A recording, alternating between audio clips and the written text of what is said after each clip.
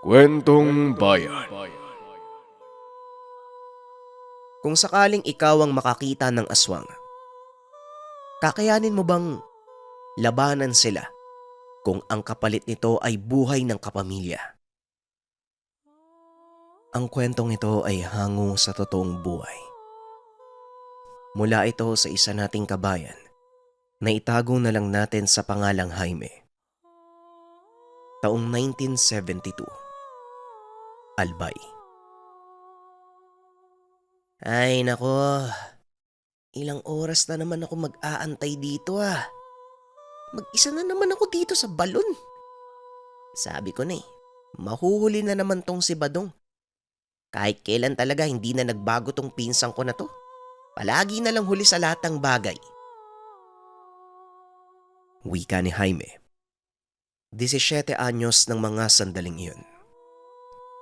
Biyernes ng umaga habang nasa isang balon, nag-iigib ng maiinom na tubig. Inaantay niya si Badong dahil maunguha sila ng mga tabagwang o yung susu sa batis malapit sa pinag-iigibang balon. Nag-aalala ang binata dahil pagpatak ng tanghali wala na silang maaabutan. Lumalabas lang ang mga suso tuwing malamig ang panahon at sa oras na makaramdam ng init, bumabalik na ito sa butas ng batuhan sa batis. Uy Jaime, andiyan ka na pala. Pasensya ka na ha. Medyo tinanghali ako ng gising eh. Kagabi kasi, ang dami ko pang kinayod na nyog para dun sa lulutuing pinangat ni Lolo Reming. Hanggang ngayon, napakasakit pa din ng katawan ko eh. Wika ni Badong. Alam ni Badong ang mga susunod na linya ng pinsan. Siguradong sesermonan siya dahil huli na sila sa pagkuha ng suso na ipinangsasahog sa gulay. Wala namang nagawa si Jaime kung hindi kumamot ng ulo. Alam mo Badong, kahit kailan talaga hindi ka nawawalan ng mga dahilan. Ako nga, halos 2 oras lang yung tulog ko eh. Pero maaga akong dumating dito. Halika na nga, mamaya. Wala na tayong makuhang pangsahog eh. Wika ni Jaime. Mabilis na naglakad ang dalawa papunta sa ilog. Mabuti na lang nang makarating doon. Meron pa silang naabutan na nakakapit sa ibabaw at abala sa pagkain ng lumot. Nagmadali silang mamulot ng mga suso. Kaso nga lang biglang may nagsalitang lalaki mula sa malaking bato na nasa unahan lang. Mukhang masaya ang ginagawa nyo ah. Ano namang gagawin nyo sa mga makukuha nyo? Tanong ng lalaki. Hindi nila alam kung saan ito nanggaling at kung gaano na katagal naroon at nagmamasid sa kanila. Sino ka ba? At saka hindi ka pa nakakatikim nito. Ang sarap kaya nito. Tugon ni Badong. Ako nga pala si Pablo. Bago lang kami sa lugar nyo eh. Galing kaming Hilaga. May kamag-anak kami dyan sa unahan lang ng Kakawayan. Walang ganyan sa amin eh. Pero maraming baboy rabo at saka masarap na karne. Wika ni Pablo. Wala naman kaming nababalitaan na bagong salta dito sa baryo namin ah. Kailan ba kayo dumating? At saka kilala namin lahat ng taga rito. Sino bang kamag-anak nyo? Tanong ni Jaime na tila nagdududa sa sinabi ni Pablo. Dahil sa narinig na tigilan ang lalaki hanggang sa biglang sumingit si Badong. Teka, kung nasa dulo kayo ng Kakawayan, posible kayang si Mang Danilo ang kamag-anak nyo. Siya lang naman yung nag-iisang nakatira dyan sa kabila eh. Wika ni Badong. Kilala mo pala si Tio Danilo. Kahapon lang kami dumating, halos magdidilim na nga nun eh. Baka hindi lang kami napansin ng mga chismosang taga-baryo. Tugon ni Pablo. Hanggang sa may dumating na matandang babae at tinawag si Pablo. Inaya na itong umalis ng matanda na tila pinapauwi na. Hindi naman na nagsalita pa si Pablo. Tinignan lang ang magpinsan habang nangunguha ng suso. Hindi ko alam na may kamag-anak pala si Mang Danilo. Akalain mo yun? Saan kaya sila galing? Saang probinsya? Hoy, Badong, bilisan mo na nga dyan. Baka hinahanap na ako nila nanay. Wika ni Jaime. Malay mo naman malayong kamag-anak. Balita ko madalas nang nagkakasakit si Mang Danilo eh. Kaya siguro pinuntahan ng kamag-anak ng maalagaan. O ito, puno na yung lalagyan ko. Mabuti pa umuwi na tayo. Nagugutom na ako eh. Wala pang almusal sa bahay nung umalis ako. Tugon ni Badong. Nang makauwi ng tahanan, kagad nang nilinisan ni Jaime ang mga nakuwang pangsahod habang nakikipag-usap sa ama. Tay, may mga bagong salta pala dito sa baryo. Nakausap namin kanina si Pablo, kamag-anak daw ni Mang Danilo. At saka yung medyo masungit na matandang babae. Wika ni Jaime. Siguro nga. Malala na ang sakit ng matanda. Hindi ko na nga nakikita yun na bumababa sa bayan eh. Ay nako, kawawang Danilo. Mabuti naman nariyan ang mga kamag-anak niya para matulungan. O siya, bilisan mo na nang makakain na tayo. Ang ate Linda mo, kanina pa naghahanap ng suso. Hindi ko naman maintindihan dyan kung bakit napakalaki ng tiyan. E akala mo naglilihi pa din. Wika ng ama. Naroon sa kanilang pangalaga ang kapatid ni Jaime na si Ate Linda, kasalukuyang 7 buwang buntis. Ang asawa nito ay nadestino sa Maynila dahil sa trabaho at buwanan lamang kung makauwi. Bagamat may sariling tahanan, mas minabuti ng mga magulang na doon muna patuloyin para mabantayan ang pagbubuntis. 2 buwan na itong hindi matahimik sa sariling tahanan dahil sa gabi-gabing pagbisita ng tiktik. Walang humpay sa paghuni at pagkalmot sa yerong bubong ng tahanan. Hayaan nyo na po si ate, tay. Ang mahalaga, malusog ang magiging pamangking ko. At isa pa po, panganay na apo nyo po yan. Wika ni Jaime. Pagsapit ng hapon ng araw na yon, nagpunta si Badong sa tahanan dala ang pinangat na luto ng lolo. Magandang hapon po, Tiyo. Pinangat po. Pinapabigay po ni Lolo Reming. Uy, Jaime, may balita ako sa'yo. Wika ni Badong. Nilapag niya ang ulam sa mesa at hindi na inantay pa ang sasabihin ng tiyuhin. Nabalitaan mo na ba yung usap-usapan dun sa baryo? May aswang daw na gumagala sa kabilang barangay. Kagabi may 2 lasing na nagkataong pauwi galing sa lamay eh. May nakitang babae sa may purok. Nilapitan ng 2 kaso nung humarap sa kanila. Nag-unahan sa pagtakbo yung 2. Puro dugo daw yung muka eh. At saka may nilalantak ang kambing. Ewan ko lang kung totoo. Pero di ba matagal mo nang gustong makakita ng aswang? Wika ni Badong sa pinsan. Oo naman. Gusto ko malaman kung totoo ba talaga yung mga aswang na yan. Kagaya nung gumagambala kay ate. Pag nakakita ko niyan, siguradong mata lang niyang walang latay. Pero kasi lasing yung nagkwento eh. Malamang baka may nakita lang na kung ano. Kita mo si Tiyo Nanding kapag nalalasing, nakakakita ng kalabaw na kumikembot sa sagingan. O di ba? Maniniwala ka ba dun? Wika ni Jaime. Napatango na lang si Badong. Pero kahit ganon, nasa akin pa din naman yung buntot pagi na regalo sa akin ni Lolo. Malay natin, isang araw magamit ko din to. Puno nga lang ng alikabok, nakasabit lang eh. Wika ni Jaime. Si Lolo Reming ay ordinaryong matanda. Ngunit marami itong kaibigang mga antingero at albularyo. Isa sa mga pinagkatiwala sa matanda ang antigong buntot pagi. Ayon kay Lolo Reming, 10 taon na ang gulang nito, ngunit hindi pa rin kumukupas ang itsura. Dagdag pa ng lolo, ginamit niya ito nung panahon ng Kastila upang labanan ang mga aswang sa bayan. Ay sus, yan na naman kayo sa aswang-aswang na yan eh. Miyerkules ngayon ha. Alam niyo ba ang sabi ng lolo niyo? Kapag gantong araw malakas ang pandinig ng mga aswang. Pinapakinggan nila ang mga taong pinag-uusapan sila. Sige kayo, mamaya ay bisitahin kayo niyan. Wika ng ama. Imbis na matakot, inulit pa ni Jaime ang pagtawag. Ganun po ba, tay? Sige nga nang masubukan natin. Hoy, kung nakikinig kayo mga aswang, sumugod kayo dito nang makatikim kayo. Wika ni Jaime.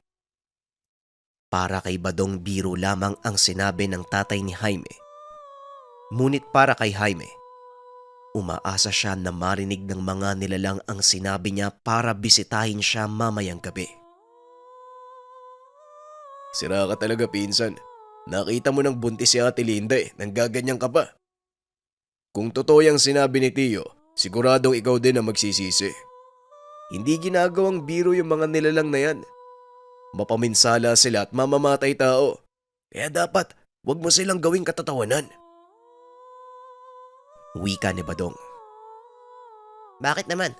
Hindi naman ako nagbibiro Seryoso ko at gusto kong mapatunayan ang kakayahan ng regalo ni Lolo. At isa pa, nariyan naman si tatay. Sabay kami magbabantay kay Ate Linda. Ang kinakatakot ko lang, kung epektibo kaya tong latigo. Tanong ni Jaime. Sumapit ang takip silim. Kakatapos lang magpakain ni Jaime ng mga alagang baboy sa likod ng bahay. Kasalukuyan siyang nakaupo sa harapan ng bakuran. Nakatanaw sa isang banda at malalim ang iniisip. Simula pagkabata, pangarap niya na maging bayani, ipagtanggol ang mga mahal sa buhay laban sa mga aswang na madalas marinig sa kwento ni Lolo Reming. Noong binata pa ang lolo, ayon sa mga kwento, ilang beses na siyang nakasagupa ng aswang dahil retiradong opisyal ito ng hukbong sandatahan. Madalas pang ipakita sa kanilang magpipinsan ang pangil ng aswang na nagawa niyang maputol sa engkwentro sa nilalang. Hanggang sa biglang nakarinig si Jaime na may dumapo sa puno ng talisay. Sa labas mismo ito ng bakuran, kasabay ng tunog ng kakaibang ibon. Hindi man niya nakikita, nararamdaman niya ang presensya ng aswang sa paligid. Jaime, magbadali ka, pumasok ka. Huwag ka dyan sa labas. Kanina pa gumagawa ng tunog ang aswang. Hindi mo ba naririnig? Bilisan mo! Wika ng ama. Nagmamadali itong sinarado ang bintana at nagpausok ng kamangyan sa pintuan. Habang si Jaime naman ng mga oras na yun, tulala, hindi dahil sa takot, kung hindi dahil sa pananabik na personal na makita ang itsura ng aswang. Jaime, ano bang tinutunganga mo dyan? Umalis ka na! Wika ng ama. Saka pa lamang kumilos ang binata at mabilis na kinuha ang buntot pagi sa dingding. Naglagay ito ng asin sa bulsa at kagaya ng turo ni Lola Reming, kailangan niyang ngumuya ng bawang bago humarap sa aswang. Lahat ito, paulit-ulit na tumatakbo sa isipan ng binata. Nang marinig naman nila ang pagdaing ni Ate Linda, lingid sa kaalaman ni Jaime hindi siya ang pakay ng aswang. Naroon talaga ito upang aswangin ang kapatid na buntis. Muling lumabas si Jaime dala ang latigo at isang ilaw. Nang makita ang puno ng talisay kung saan nanggagaling ang tunog, ganon na lang ang pagkamangha ng binata nang masilayan ang tila ibon. Ngunit anyong tao. Matalim ang pagtitig sa kanya. Umaangil ang nilalang. Makikita ang napakapulang mga mata. Ngunit imbis na matakot, hinamon pa ito ni Jaime na bumaba nang magkasubukan sila. Ano? Magtititigan na lang ba tayo o susugod ka? Wala kang mapapala sa kakatitig mo sa akin. Wika ni Jaime. Buong tapang na hinamon ng aswang. Makikita sa mukha ng aswang na nabigla at may pagkalito. Tila ngayon lang ito nakaengkwentro ng tao na mas matapang pa sa kanya. Kaso nga lang, hindi nagpatinag ang aswang. Pinaunlakan ang hamon ng binata. Bigla itong lumundag papasok sa bakuran nila Jaime at sinugod ang binata. Ipinangharang ni Jaime ang dalang ilaw, kaya medyo napaatras ang nilalang. Kasabay nito, nagsaboy siya ng asin sa mukha ng nilalang. Umangil ito ng napakalakas. Ang lakas ng loob mong maggamon. Sisiguraduhin kong mamamatay ka. Kasama ng kapatid mo. Wika ng aswang. Muli itong subungod. Subalit hindi nito napansin ang hampas ng buntot pagi. Tinamaan siya sa muka, kasunod ng paglatay ng latigo sa dibdib. Aba, tignan mo nga naman oh. Totoo nga ang sinabi ni Lolo. Kainaan nyo nga ang buntot pagi. Pwes, tignan natin kung sinong unang mamamatay sa atin. Mali ka ng bahay na binisita. Wika ni Jaime. Hindi makaiwas ang aswang sa bawat paghampas nito. Hanggang sa hindi niya napansin ang palihim na pagsugod ng ama ni Jaime. Papunta sa likuran ng aswang at walang pagdadalawang isip na itinarak ang sibat. Umangil ng napakalakas ang nilalang at bago pa ito muling atakihin ni Jaime, lumipad at tumakas ang nilalang. Naduduwag din pala yung mga aswang tay. Akala niya yata makakatakas siya. Pamilyar sa akin yung boses ng aswang na yun eh. Kung hindi ako nagkakamali, kahit isang beses ko pa lang siyang nakausap. Sigurado kong si Pablo ang aswang. Yung kamag-anak daw ni Mang Danilo. Wika ni Jaime habang nakatitig sa kanya ang ama. Hindi nito lubos maisip na hindi pala nagbibiro si Jaime at totoong handa siyang makipagsabayan sa aswang. Tay, samahan niyo po ako bukas. Pupunta tayo kay Mang Danilo. Siguradong naroon yan si Pablo. Nagpapagaling yan. Wika ni Jaime. Pagpasok ng tahanan, humupa na ang sakit na nararamdaman ni Ate Linda. Pagsapit ng umaga, pumunta si Jaime sa bahay ni Badong. Kasama ang ama, si Badong, kapitan at iilang kabarangay, pinunta nila ang tahanan ni Mang Danilo. Subalit nang makarating sa lugar, gano'n na lamang ang pagkagulat nila nang maabutan sa akto. Papatakas na ang matanda, pati na din si Pablo na puno ng tama ang muka. Hoy, kalain mo nga naman oh, mabuti na abutan namin kayo. Hoy Pablo, bagay sa'yo yung latay ah. Tatakas pa kayo? Asan yung tapang mo ngayon? Siguradong kasabot mo si Mang Danilo ano? Tama ba ako? Wika ni Jaime. Subalit nagulat sila na kahit umaga, may kakayahang magpalit ng anyo ang mga aswang. Kagad itong lumundag sa kakahuyan at mabilis na naglaho. Sundan nyo sa kakahuyan! Hindi ka agad yan makakalaya. At isa pa, sugatan yung pinata. Siguraduhin yung mahuhuli nyo! Wika ng kapitan. Nagpalit ng anyo sa kanilang harapan ang mga hinahabol. Pasukin natin yung bahay. Malamang nandyan si Mang Danilo. Wika ni Jaime. Nagulat ang mga residente nang makita si Mang Danilo na nasa lamesa ng kusina. Wala na ang dalawang binti. Nakasabit pa ang ulo sa dingding. Makahalata din sa katawan nito na ilang araw ng patay. Nagluksa ang mga taga-baryo sa sinapit ng matanda. Buong buhay ni Mang Danilo wala itong naging kaalitan sa baryo. Madalas nakangiti ang matanda sa tuwing napapadaan sa mga kabayan. Nabigo ang mga residente na maabutan ang mga aswang at hindi na nila ito sinundan pa sa kagubatan. Ganun pa man, itinaas ng kapitan ang seguridad ng baryo nang masiguradong hindi na makakabalik pa ang aswang. Labis ang kalungkutan ni Jaime Nabigo siyang patayin ng aswang at nagawa pa nitong makatakas. Iniisip ng binata na hindi pa sapat ang lakas at kakayahan para maging epektibong mamamatay aswang. Anong kinalulungkot mo, Apo? Dahil ba hindi mo napatay ang aswag? Jaime, dapat mong maunawaan na sa mundo ng digmaan, hindi palaging pagpatay sa kalaban ang simbolo ng tagumpay. Nagawa mong ipagtanggol ang pamilya mo. Ligtas si Ate Linda mo at ang mga kabaryo natin. Sapat na yon upang masabi nating nagtagumpay ka.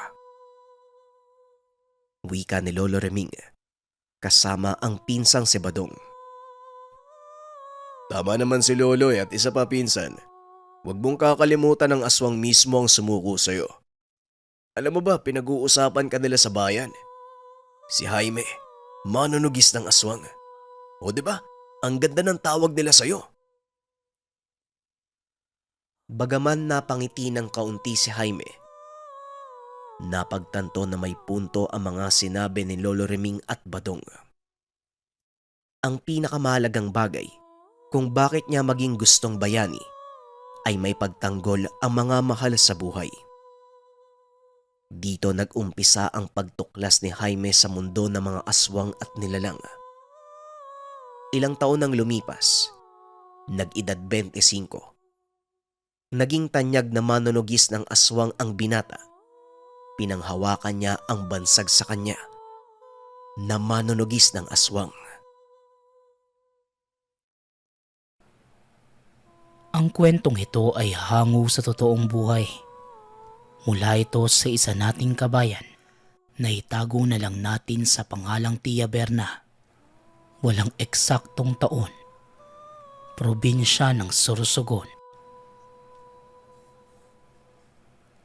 Bata pa lamang pangarap na ni Rosa na maging alagad ng simbahan. Kaya naman nang simulang maintindihan ang mga bagay-bagay, nag-umpisa na itong maglingkod. Simula sa pagiging tagalinis, sekretarya, hanggang sa maging ganap na katekista. Lahat ng iyon ay pinaghirapan ng dalagang si Rosa. Sa ilang taong pabalik-balik sa simbahan, marami na itong nakasalamuhan na iba't ibang pari at mga kasamahan. Ngunit madalas sa mga ito, lumilipat rin ang kapilya. Kaya maituturing na si Rosa ang pinakatumagal at matandang katekista sa lugar. Ang kasama lamang niya sa tahanan ay ang tiyahing wala ring asawa. Ngunit madalas naman itong wala. Dahil ito ang nagbabantay ng tindahan sa palengke. Habang si Rosa naman, umaga pa lamang umaalis na rin ng tahanan para pumunta ng simbahan. Isang umaga, habang naglalakad ay hinarang siya ng isang ginang.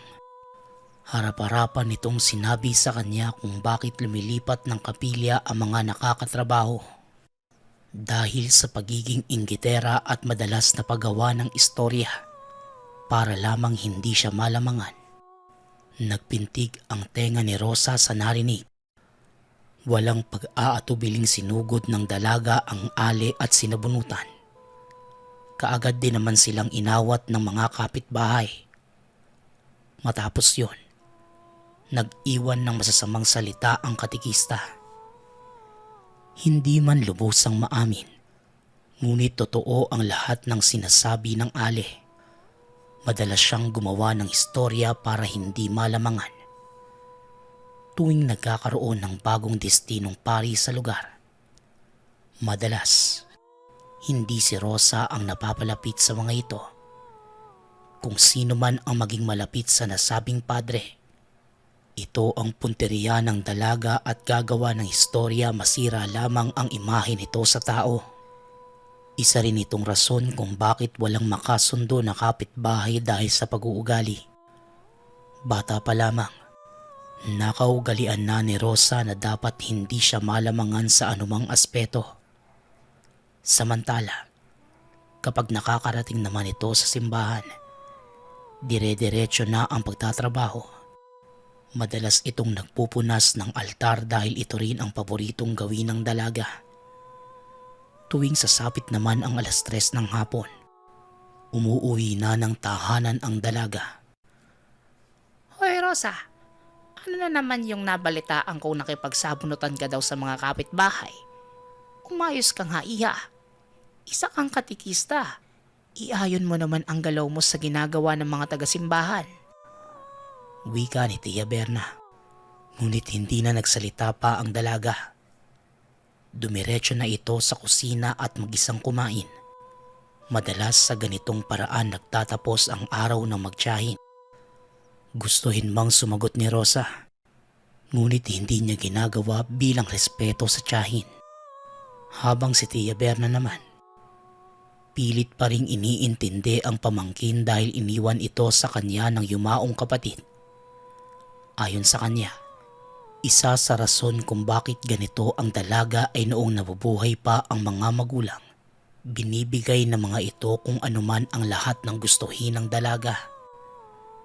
Sanay rin si Rosa na ang lahat ng atensyon ay nasa kanya, na nadala ng dalaga hanggang sa paglaki at magkatrabaho. Pagsapit ng buwan ng Agosto, kung saan kakapalit lamang ng padre sa pinagsisilbihang kapilya, ang nasabing pari ay sikat na personalidad at halos lahat ng mga tao ay napapahanga dahil sa galing nito sa paglalahad ng mga nakasaad sa Biblia. Tuwing nagmimisa ang pari, punong-puno ang kapilya kaya naman laganap talaga ang usap-usapan at papuring ibinibigay ng tao sa kanya. Dahil sa sitwasyon, ginawa ni Rosa ang lahat ng paraan para lamang mapalapit dito. Isang araw, matapos ang misa nagtipon ang mga tauhan ng simbahan. Ang mismong pari ang nagpahanda ng hapunan bilang parte ng pagpapasalamat sa mga tauhan. Habang nasa hapagkainan, napansin ni Rosa ang paulit-ulit na pagpuri ng pari sa isa nitong katrabaho na si Helena. Kaya naman, hindi maiwasan ng dalaga na titigan ito ng masama, dahilan para yumuko na lamang si Helena. Ilang beses pang sinubukan ni Rosa na magpapansin. Ngunit habang mas tumatagal, mas lalo lang umiinit ang ulo ni Rosa sa kaharap. Maya-maya pa, nang tuluyang matapos ang hapunan at dahil gabi na, nagsiuwian na ang mga taga-simbahan. Habang si Rosa naman, imbes na diretso nang umuwi ng tahanan, mas minabuti nitong abangan sa daanan si Helena at nang matsyempohan, hinila niya ang buhok nito at kinaladkad. Sumisigaw si Helena ng tulong kaya naglabasan ang ibang naninirahan sa simbahan. Maging ang pari ay sumama na rin sa pag-awat. Ngunit hindi basta kumalag ang dalaga. Bago pa man tuluyang umalis kung ano pang masasakit na salita ang iniwanan ni Rosa. Nang sumunod na araw, maaga pa lamang may punta ng taga-simbahan sa tahanan ni Rosa. Ayon sa kanya, kung may oras siya ng araw na yon, pumunta siya sa pari dahil meron silang pag-uusapan. Kaagad namang pumunta ang dalaga. Ngunit imbes na makaramdam ng tuwa dahil pinatawag ito ng pari, purong galit ang naramdaman niya. Pinakiusapan si Rosa na pansamantalang wag na munang pumasok sa simbahan dahil nakakaramdam ng trauma si Helena sa kanya. Doon na muna ito titira sa loob ng simbahan. Kaya kung maaari si Rosa na muna ang umiwas hanggang sa kumalma ang lahat. Dahil dito, mas lumala ang nararamdamang galit ng dalaga. Magmula ng araw na yon, hindi na muna pumunta ng simbahan si Rosa. Ngunit isa sa napansin ni Tia Berna, ilang araw nang hindi natutulog ang dalaga. Kung ano-ano ang lumalabas sa bibig tuwing gabi. Kapag umaga naman, pumupunta ito sa mga kapitbahay at gumagawa ng istorya. Dahilan kaya nagkakaroon ng away sa pagitan ng mga ito. Sa katunayan, ilang beses nang may nangyaring sagutan dahil lamang sa gawa-gawang istorya ng dalaga. Delikada na pagsasabihan naman ito ni Tia Berna. Paghalakhak lang ang ginagawa ni Rosa sa kanya. Dahil sa ganitong sitwasyon, nag-aalala na ang tiyahin. Kaya binalak nitong ikonsulta ang kalagayan ng pamangkin sa isang albularyo. Araw ng Biyernes, hindi muna nagtinda ang Ale dahil hindi na ito mapalagay sa nangyayari kay Rosa. Kahit paulit-ulit na nagsasabing ayaw ng dalagang pumunta sa manggagamot, kinaladkad pa rin ito ng tiyahin hanggang sa makarating sa tahanan ng matanda. Kaagad na hinawakan ng manggagamot ang mga palad nito at walang pag-aatubiling nagwika ang matanda ng, Ang Diablo, ayon sa pagpapaliwanag ng Biblia, ang ama ng mga kasinungalingan, gagawin ang lahat upang madaya at mailigaw ang mga tao. Lalo na ang mga taong naghahangad na maging karapat-dapat sa Diyos. Isang Diablo ang nagmamaniobra sa katawan ng babaeng ito. Nanalo ang paulit-ulit na pagbulong ng demonyo sa kanya. Kaya ngayon, ito na ang nagdidikta ng bawat galaw ng dalaga. Panalangin lang ang mabibigay ko para sa kanya. Siya lamang ang makakapag-alis ng nilalang sa sariling katawan. Magiging labanan nito sa pagitan ng sarili at sa dikta ng nilalang. wika ng manggagamot. Dahil dito mas nag-alala si Tia Berna. Dagdag pa ng albularyo. Gabayan na lamang ang dalaga lalo pat madalas itong makarinig ng mga bulong. Kung kakayanin, nararapat na mabigyan ito ng mga payo patungkol sa mga salita ng Diyos. Ang mga salita na nanggaling sa Biblia lamang ang makakapagpabalik sa dalaga. May ibinigay naman na libreta ang albularyo kay Tia Berna. Ayon dito, ito ang maaaring gawin ni Tia Berna sa tuwing nadadaig ito ng nilalang. Matapos naman ang kaunti pang pag-uusap ng dalawa, umuwi na ang mutyahin. Pagkarating sa tahanan, kaagad na binuklat ng tiyahin ang libreta at dito nakita ang imahe ng Diablo. Kahit hindi pa nagbabasa, nakakaramdam na ng kilabot ang tiyahin. Hindi na niya muna ito inusisa at kinausap ng masinsinan ang dalaga. Sa pakikipag-usap, may mga pagkakataon na hindi na nakikita pa ni Aling Berna ang sariling pamangkin. Kung paano ito magsalita at mismong mga sinasabi, ibang-iba na ito sa nakilalang pamangkin. Ngunit kahit ganun, matyaga pa rin nakikipag-usap at umaasang isang araw muling makaahon si Rosa. Magmula ng araw na yon hanggang sa lumipas pa ang halos isang buwan, nagpatuloy sa ganitong pag-uugali ang dalaga. Iginukulong din ito ni Tia Berna ngunit tuwing maayos na ang pag-iisip, doon lamang niya ito pinapalabas ng tahanan. Ayon sa kanya, biktima lamang ang pamangkin kaya hindi dapat ituring na masamang tao. Minsan naman nalalabanan nito ang demonyong nasa isipan, lalo na pag sinasabay ng tiyahin sa pagdarasal. Isang araw, galing sa pagtitinda gabi na nang makauwi si Tia Berna. Pagkarating ng tahanan, kaagad nitong pinuntahan ng pamangkin sa kwarto. Ngunit wala itong naabutan kaya nakaramdam ng kaba si Tia Berna. Nagmamadali nitong hinanap ang pamangkin sa palibot ng bahay. Maya-maya pa, may isang kapitbahay na pumunta ng tahanan para ipaalam na nasa simbahan si Rosa at nagwawala. Kaagad namang pumunta doon si Tia Berna. Nang naroon na sa lugar, naabutan niya ang dalaga na paulit-ulit na dinuduro ang pari. Galit na galit ito at may napakalalim na boses. Kaya alam ng tiyahin na dinidiktahan na naman ito ng demonyo. Sinubukan ni Tia Berna na pigilin ang pamangkin. Ngunit napakalakas nito.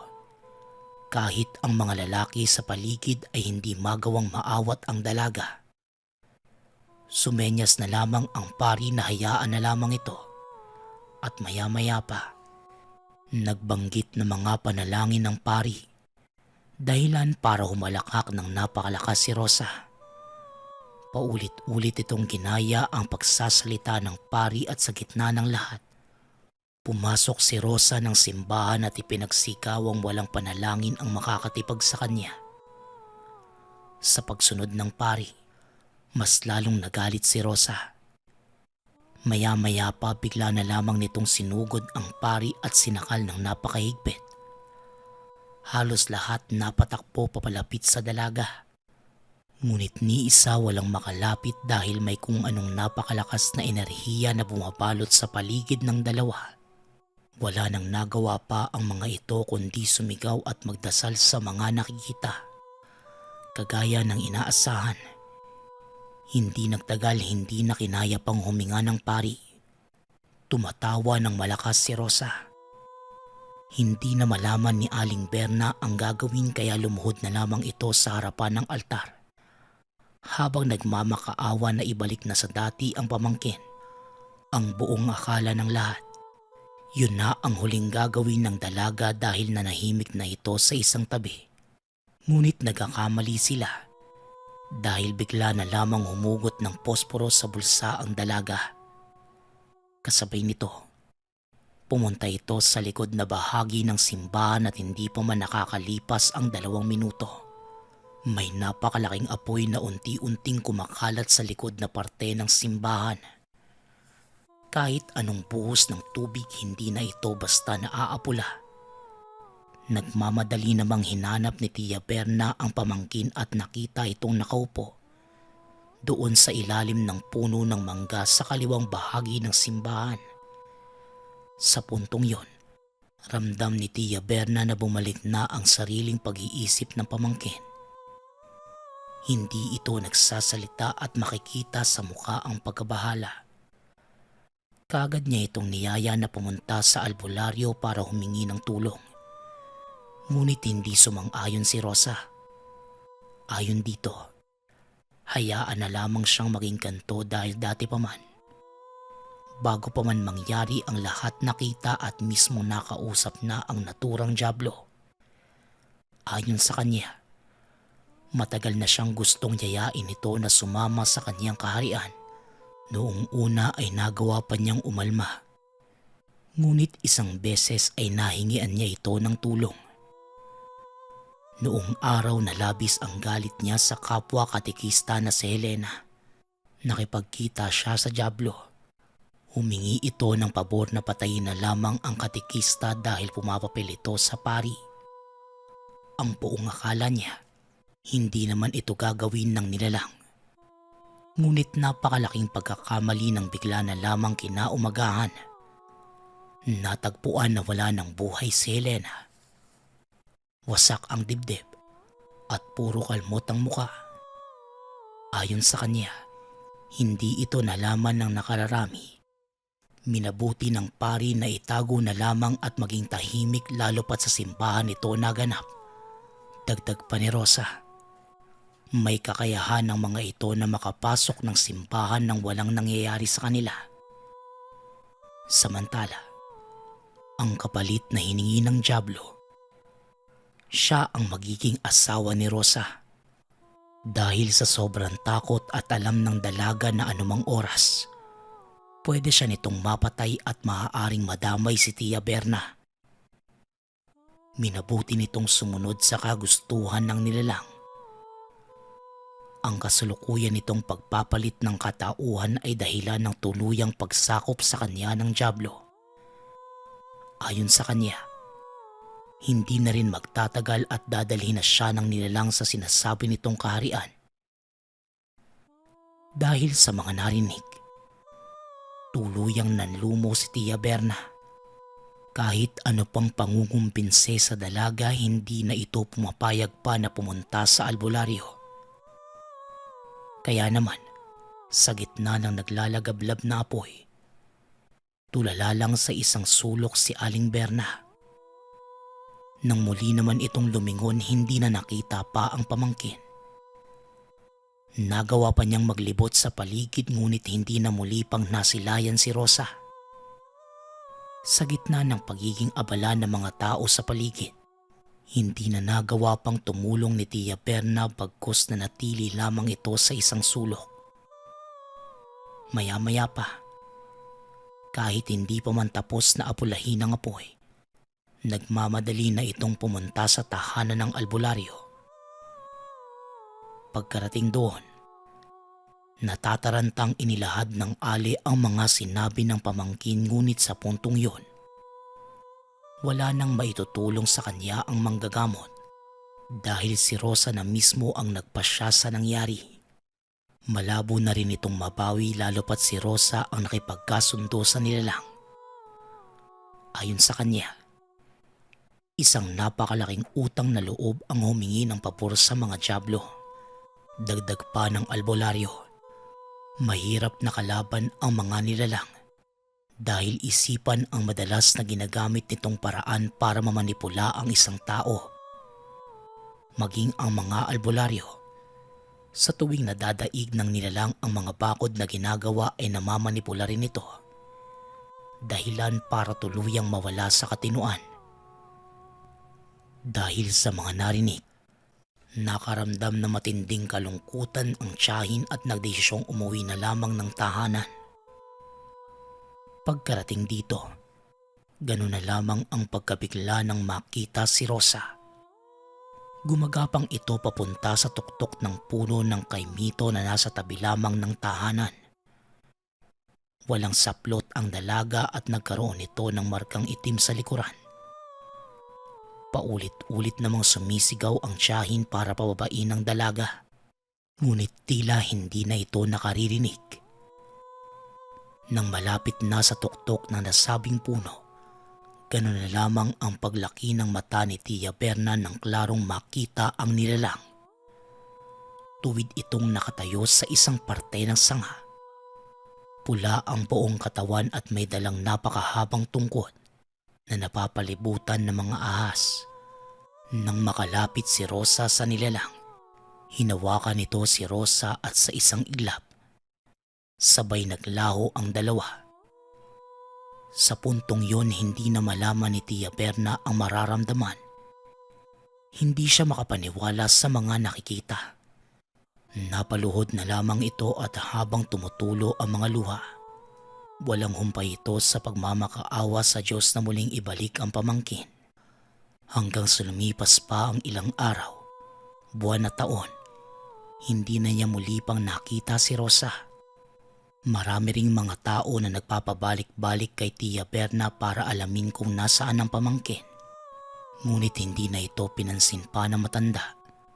Tuwing may nagpupumilit kay Tia Berna, hinahayaan na lamang niya ito na maghanap sa sariling tahanan para sila na mismo ang makapagsabing wala na sa kanya ang dalaga. Sa loob ng napakahabang panahon, nanatiling tikom ang bibig ni Tia Berna kapag pinag-uusapan si Rosa. Alam niyang marami sa mga tao ang hindi maniniwala at aakalaing gumagawa lamang siya ng istorya. Mahirap mang tanggapin. Ngunit lahat ng iyon ay pinasadyos na lamang niya. Magpasa hanggang ngayon, napakabilis at moderno na ang mundo. May mga tao pa rin naniniwala sa mga pangkalikasang nilalang. Ang mga taong ito ang madalas na makausap at tinuturing na kaibigan ni Aling Berna. Dito malaya niyang naipapahayag na minsang nawala ang nag-iisang pamangkin dahil naging isa na itong asawa ng dyablo.